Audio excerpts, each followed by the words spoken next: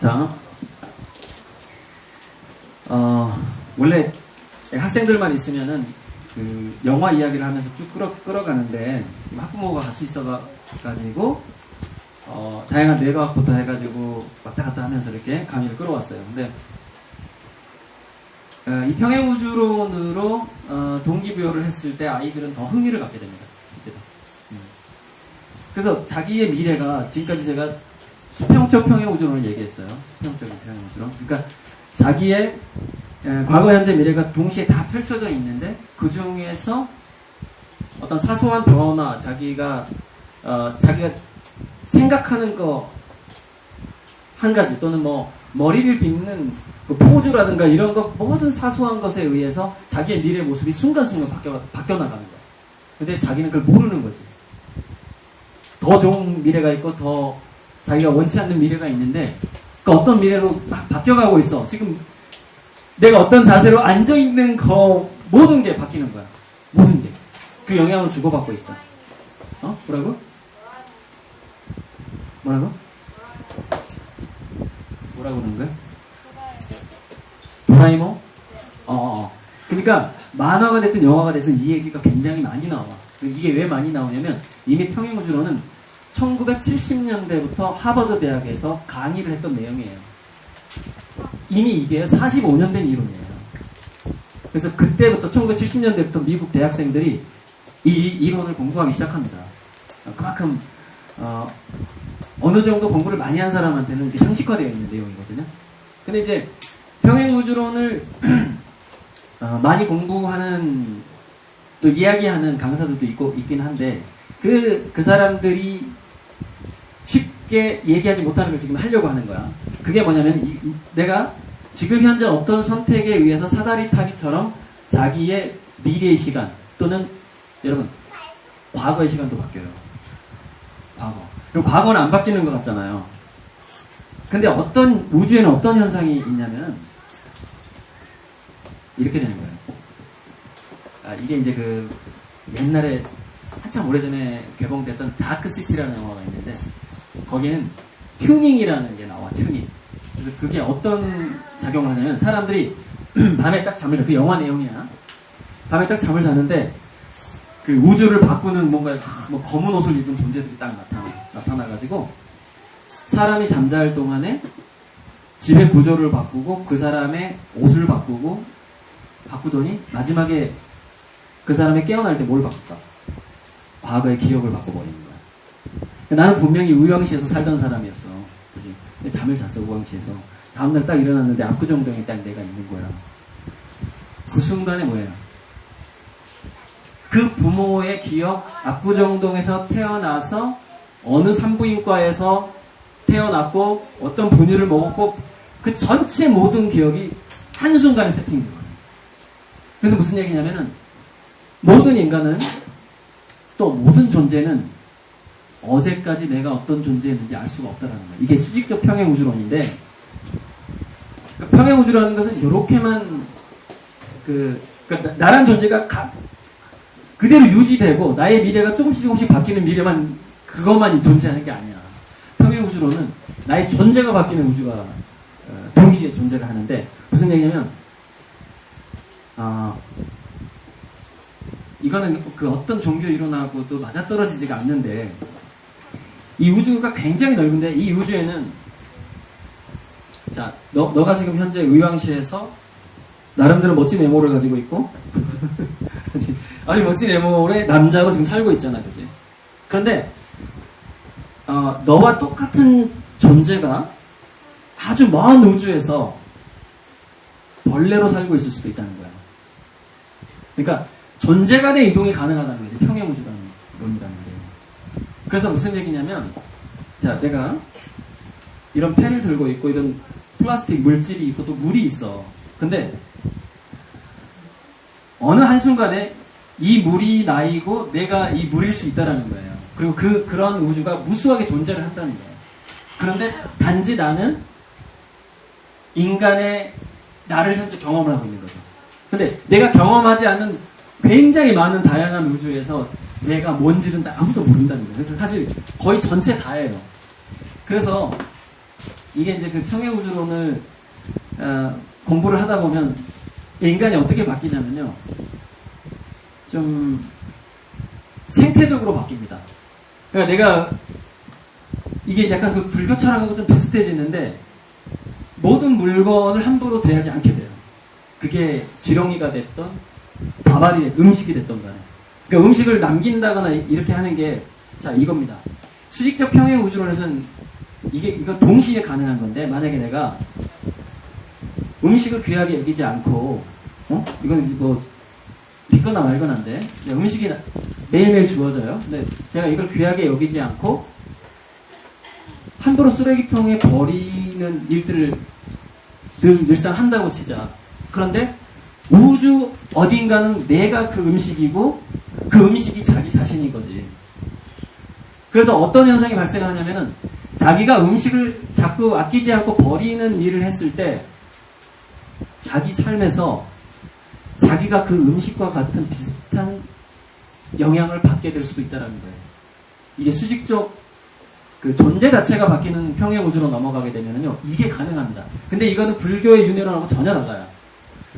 그러니까 기독교에서는 이런 이야기가 나오죠.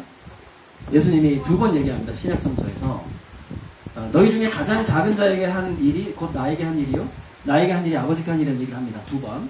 마태복음, 요한복음에서요. 이게 뭐냐면 수직적 그 존재가 바뀔 수 있다는 평행우주론을 저는 그 예수님이 이미 알고 있었다라고 생각을 하고 있습니다.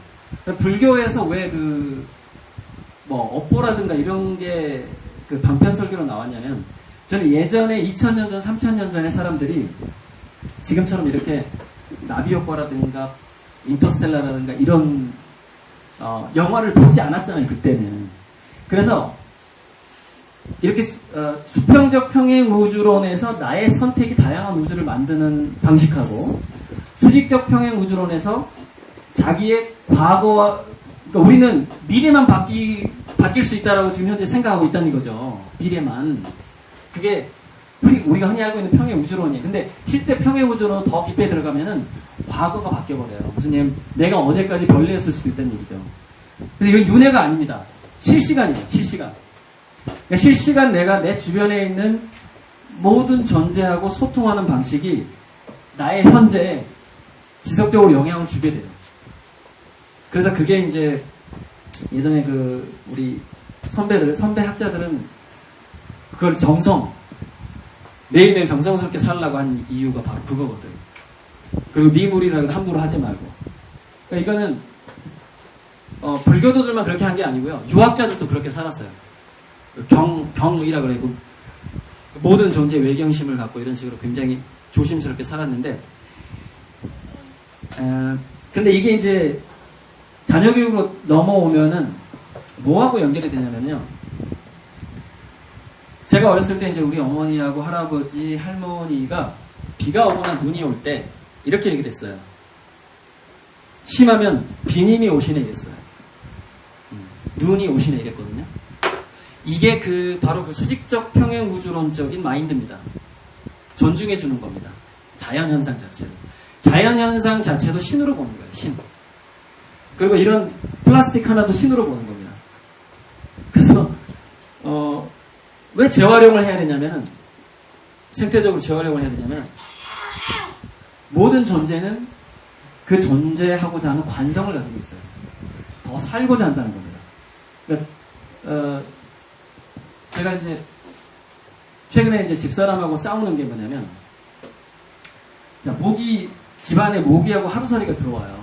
근데 저는 시골 출신이라서 5m 밖에서 날아가는 것만 봐도 저게 모기인지 하루살인지 구분할 수가 있습니다. 시골에서 벌레를 하도 많이 봤기 때문에. 근데 도시에서 자란 애들은요, 하루살이하고 모기를 구분을 못해요. 그래서 이제 전기 이거 채 있잖아요. 이게 테니스 채처럼 생긴 거. 집사람이 저거 빨리 잡으라고 합니다. 그럼 내가 이렇게 얘기해요. 저거 하루살이야. 냅두면 그냥 죽어. 우리 안 물어. 근데 이제 자기는 하루살이하고 모기가 구분이 안 되니까 막 불안한 거야. 하루살이만 봐도 저게 물 것 같아. 근데 저는 멀리서 날아가는 거 봐도 모기에 딱 구분이 되는 거예요. 그래서 진짜 제가 집에 자식도 있고 하기 때문에 하도 이제 모기를 잡아달라고 할 때 하루살이는 안 잡고 모기만 몰라서 잡습니다. 그러니까 바로 이런 선택들이, 이건 종교적인 신념이 아니라 제가 이제 다양한 책을 읽으면서 그 다음에 그 물리학자, 수학자들의 어떤 강의를 들으면서 이론적으로 터득한 거예요. 이 세상에는 함부로 할 수 있는 존재가 단 하나도 없더라. 그리고 또 하나 이제 이게 뭘로 마무리가 돼야 되냐면, 존재 자체가 바뀔 수 있는 우주에서는요, 모든 존재가 현재 그 자체로 존재할 이유가 있어요. 그래서 자기 자식이 장애인으로 태어났든, 또는 어쩔 수 없이 그 두뇌가 범죄를 저지를 수밖에 없는 자녀로 태어났든, 또는 병에 걸려서 일찍 죽을 수밖에 없든지 간에 완벽한 그 사람의 그 어떤 운명과 어떤 그 이제 기독교적으로 말하는 은총이라는 게 완벽하게 있는 겁니다. 그게. 그런데 문제는 뭐냐면, 그럼 나 이대로 살아야 되느냐? 그게 아니에요. 그 은총을 가지고 자기도 어떤 변화를 시도를 해보는 것, 그것이 이제 신이 우리한테 준 달란트라고 비유를 한 거야. 달란트라고. 그래서 달란트를 늘리라고 하잖아, 성경에. 그래서 그 달란트를 늘리지 않는 사람은 어떻게 돼요? 마지막에 10개 가진 사람한테 뺏기잖아. 그걸 나태 효과라고 하는 건데, 공부도 마찬가지고. 어쨌든 제가 이 수직적 평행 우주론은 지금 처음으로 강의를 하는 거예요. 그래서 이게 거부 반응이 있을 수도 있는데, 저는 이게 종교 서적에서 본 게 아닙니다. 제가 그 평행 우주론적인 사색을 하는 과학자들의 그 이야기를 듣고서 존재가 바뀔 수 있구나. 과학자들은 심지어 이렇게까지 얘기합니다. 이 정도 더 뛰어넘어요. 무슨 얘기냐면, 중력이 없는 우주도 있다. 지금 현재 물리법칙하고 물리법칙이 전혀 맞지 않는 우주도 얼마든지 존재가 가능하다. 그러니까 제가 지금까지 수직 수평 우주론을 얘기하는 것보다 더 다양한 우주를 얘기하고 있습니다. 그러니까 우리의 고정관념을 뛰어넘는. 자, 그래서 이거예요. 예전에 이런 게 있습니다. 예전에 원래 종교가 형성되기 전에요, 어떤 전통이 있었냐면, 이제 어떤 그 정말 비서 같은 데 나오는 이야기인데, 예전에는요, 사람들한테 뭔가를 기도하는 거를 함부로 못하게 하는 금기가 있었습니다. 기도를. 자, 사람들이 뭔가를 기도를 할 때 대부분의 사람들은 기복적인 기도를 하게 됩니다. 내가 뭐가 되게 해주세요. 갑자기 로또를 맞게 해주세요. 저도 로또 보고 사거든요. 근데 로또를 맞게 해달라고 기도하진 않아요. 자꾸 꿈속에서 로또 번호가 보이기 때문에 사는데 기도하지는 않습니다. 그냥 사놓으면 가끔 맞아요, 이게. 근데 뭐 1, 2, 3등은 안 되고 꼭 4개만 맞고 이러더라고요. 5만원짜리. 근데 그걸 바라는 거 하고요, 그 행동을 하는 건 좀 굉장히 다른 문제예요. 그래서 사람들이 함부로 기복적인 기도를 할 때 이렇게 된다는 거예요. 무슨 얘기냐면, 자, 지금 현재 존재 자체가 완벽한 은총을 가지고 있다고 그랬죠. 그래서 예전에 성인들은 이렇게 얘기했습니다. 기도는 오직 감사 기도밖에 할 수 없다는 거예요. 자기 현재 자체가 완벽한 은총을 가지고 있기 때문에. 근데 그렇게 안 보이죠. 이렇게 상대적으로 그렇게 안 보이죠. 저도 뭐 키가 작고 뭐 머리 빠지고 이러고 있죠. 근데 그게 완벽하다는 거예요. 그래서 감사 기도를 하게 되면은 존재의 어떤 그 진화 속도라고 할까요? 자기가 경험하는, 더 좋은 걸 경험하는 속도라든가 그 경험의 확률이 굉장히 많이 올라갑니다. 그런데 기복적인 기도 있죠. 뭐 되게 해주세요, 막 이런 기도. 이게 당장에 그게 올 수 있어요. 올 수 있는데 이 우주가 균형점이 너무나 정확하기 때문에 이렇게 된다는 겁니다. 내가 막 열심히 교회 가서 절에 가서 막 기도를 했어요. 막 로또 복음 해달라고 막 기도를 했거나, 아니면 우리 자식이 성적은 안 되지만 꼭 저기 합격하게 해달라고 막 했어요. 노력도 안 하지만 꼭 하게 해달라고 막. 근데 그게 돼요. 돼. 그건 뭐냐면 끌어다 쓰는 거래요. 빚을 내는 거야, 빚을 내는 거. 그래서 그게 어떻게 터지냐면은, 대부분 그게 마지막에 뭘로 터지냐면 몸이 아픈 걸로 터진다는 거예요.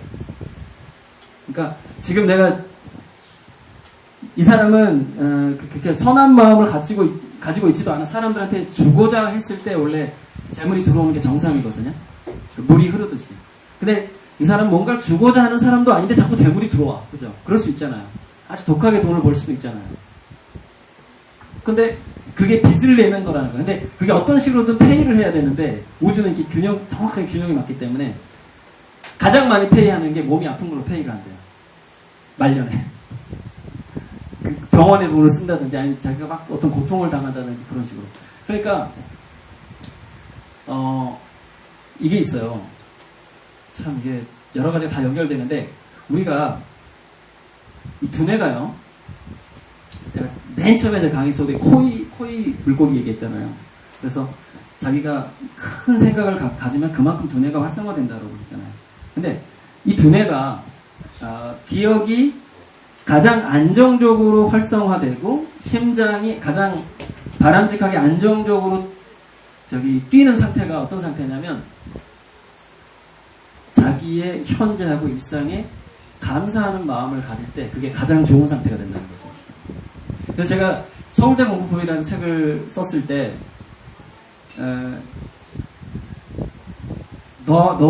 거기다 애들한테 꼭 이렇게 썼어요. 너를 좋은 학원에 보내주지 못하는 부모를 절대 원망하지 마라. 저도 가난한 집에서 컸거든요. 그리고 너한테 좋은 머리를 전수해주지 못한 부모를 원망하지 마라. 왜냐면 두뇌라는 것은 자기가 남에게 핑계를 대고 원망하는 만큼 가동률이 떨어집니다. 그러니까 원래 학생들이 100% 두뇌를 쓸 수 있는 사람이야. 그런데 보통 이렇게 생각하잖아. 엄마, 내가 지금 이렇게 공부 못하는 줄 알아? 엄마가 초등학교 때, 3학년 때 나한테 뭐 어떻게 했잖아. 뭐 이런 애들이 있잖아요. 근데 그런 생각을 갖는 만큼 두뇌가 안 돌아가요. 그게 이제 원망이라는 건데, 이게 나중에 이제, 부모를 원망하는 게 어디까지 연결이 되냐면, 미국의 사이먼튼 암센터에서 암 환자들을 심리치료 중에 발견한 거거든요. 사이먼튼 암센터는 이제 방사선 치료도 하지만 심리치료를 동시에 진행하는 유명한 암센터예요. 미국에서 MD 앤더슨하고 사이먼튼 암센터가 굉장히 유명하거든요. 근데 거기서 암 환자들의 심리 상태를 조사해 보니까 암 환자들의 공통점은 부모에 대한 원망을 가지고 있다는 겁니다. 그러니까 우리가 자기 현재의 완벽한 그 존재의 어떤 은혜나 은총 같은 거 있잖아요. 지금 이 상태가 사실은 굉장히 감사한 상태고, 그리고 자기가 이 상태에서 뭔가를 해보라고 내가 지금 이 모양 이 꼴인 거거든요. 그리고 이 상태에서 내가 뭔가를 변화를 시도하는 게 그게 운명이에요. 그게 자기 운이고, 그리고 그것이 사실 최선이에요. 최선. 사실 이거보다 더 잘나게 태어나도 안 되는 거예요. 이보다 더 잘나게 태어난 존재는 따로 있어요. 그리고 걔는 또 걔만의 인생을 살아요. 근데 저는 여기서 이 상태에서 자기 인생을 살아야 되는 거거든요. 근데 거기서 과거에 주로 이제 부모를 원망해요. 사실 자기가 일이 잘 안 풀리는 사람들이. 근데 그렇게 되면은 두뇌의 가동률이 떨어지게 되는데, 무슨 얘기냐면 남을 원망하고 핑계를 댈수록 두뇌에서는 도파민이 더 적게 나옵니다. 그래서 아까 제가 강의 중간에 잠깐 얘기했죠. 두뇌에서 나오는 도파민 양과 면역력이 비례한다고요. 그래서 왜 부모를 원망하는 사람들이 암에 걸리게 되냐면은 원망하는 만큼 면역력이 떨어져요. 그게. 그리고 학생의 경우에는 뭐냐면은 자기가 지금 현재 누군가 비교해서 누구보다 못생겼고 키 작고 뭐 이런 거를, 또 머리가 나쁜 거를 부모를 원망한다거나 뭐 이렇게 짜증을 내잖아. 그만큼 머리가 안 돌아가요. 그래서 발전 가능성이 현저하게 떨어지게 됩니다. 그래서 여러분 제가 아까 미국에서 300억 이상 가진 부유층의 자녀들이 한번 공부에 빠지게 되면 엄청나게 공부를 해가지고 굉장히 높은 창의성을 공부로 빨리 가거든요. 걔네들이 그렇게 될 수 있는 이유가 뭐냐면은 돈이 많아서 어떤 게 좋냐면은, 그러니까 원망하는 횟수가 줄어들어. 일단 뭔가를 짜증내고 원망하는 건수가 별로 안 생겨. 그러다 보니까 도파민이 막 충만하게 되는 거야. 그런데 인생은 참 재미있는 게 뭐냐면, 제가 대머리를 연구해 보니까요. 나이 먹은 사람이 저 같은 경우에 윗머리가 빠지고 있잖아요. 빠지고 있는데, 이게 빠지게 되면요, 체내에서 비타민 D가 더 많이 형성이 된답니다. 햇빛을 더 많이 받으니까. 여기 머리가 없잖아요, 머리카락이. 근데 비타민 D가 어떤 역할을 하게 되냐면은, 전립선암을 예방을 한다는 거예요. 자, 그런데 머리가 빠지는 사람은, 왜 머리가 빠질까요? 남성 호르몬 테스토스테론이 작용 때문에 머리가 빠지는 거거든요. 무슨 얘기냐? 테스토스테론이 전립선암을 더 많이 걸리게 하는 체질을 타고났다 이거예요. 그래서 무슨 얘기냐면, 이거 정말 센세이션을 불러일으키는데, 머리가 빠지는 사람이 모자를 쓰고 다닌다거나, 가발을 한다거나 모발을 심잖아요. 전립선암의 위험률이 올라갑니다. 그래서 좀 당당하게 다니는 거예요. 이렇게 햇볕을 많이 받으려고. 그러니까 바로 이런 식이에요. 자, 부유층 자녀가 뭔가 원망하고 짜증하고 장애물이 없이 자라게 되잖아요. 그럼 도파민이 굉장히 두뇌에서 풍부하게 되거든요. 그리고 햇빛 더 받으려고 밀었어. 건강해지려고. 근데 이 도파민이 좋은 역할을 하긴 하는데, 도파민이 좌절없이 과도해지게 되면 정신병으로 가버려요.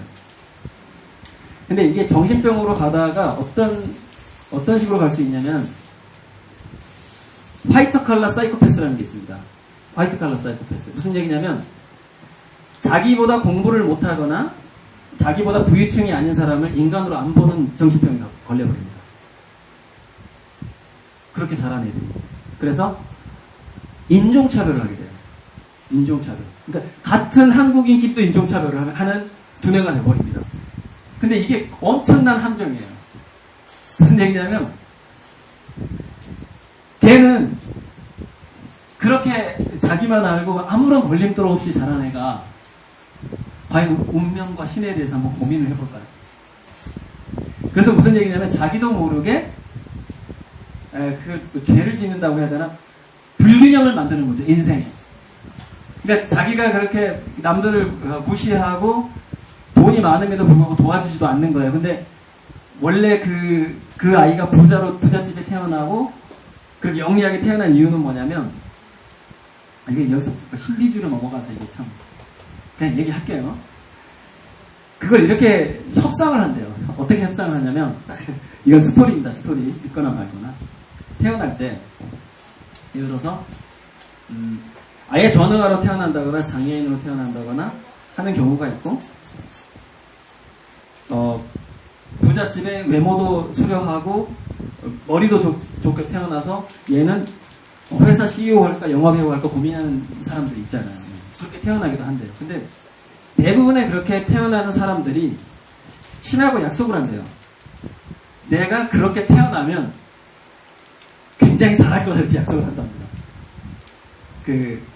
잘나게 태어난 사람들. 그런데 정말 재밌는 현상이 뭐냐면, 정말 그 약속을 지키는지를 보기 위해서 만든 장치가 있어요. 그게 뭐냐면, 태어날 때 과거 역사를 다 잊어버리게 만드는 거예요. 이게 신화에 나와요. 만각의 강이라고 합니다. 이게 그리스 로마 신화에 메테의 강이라고 그래요. 과거에 자기가 그 약속을 했었다는 걸 까먹어버려요. 그래서 그러면은 이게 우선순위가 어떻게 되냐면, 사람들은 되게 더 좋은 자리에 앉고 싶어 해요. 그러다 보니까 다 이렇게 좋은 자리에 앉고 태어났는데 마지막에 안 좋은 자리가 있잖아요. 우주는 형평성이 있어야 되기 때문에 잘난 사람이 있으면 못난 사람이 있어야 되는데, 못난 사람으로 태어나도록 양보하는 사람이 있다라는 거죠. 그 양보하는 존재가 누구냐면, 천상에서는 가장 급이 높은 천사가 양보를 한다는 거예요. 그래서 이게 지구상에서 보이는 현상이 굉장히 속으면 안 됩니다. 지구상에서 못난 사람일수록 굉장히 위대한 영혼일 가능성이 아주 높아요. 예외가 약간 있긴 하지만, 거지들도 그래요? 심지어는 거지나 범죄인까지도 그래요. 그래서 죄는 미워하되 사람 미워하지 말라고 그랬잖아요. 이게 나중에 이게 인문학 공부하고 신학 공부하고 하다 보면은 그런 거 느낌이 올 때가 있거든. 오늘은 그냥 내가 수수께끼 하나 내준 걸로 생각하고 이걸로 마치자고 해. 감사합니다.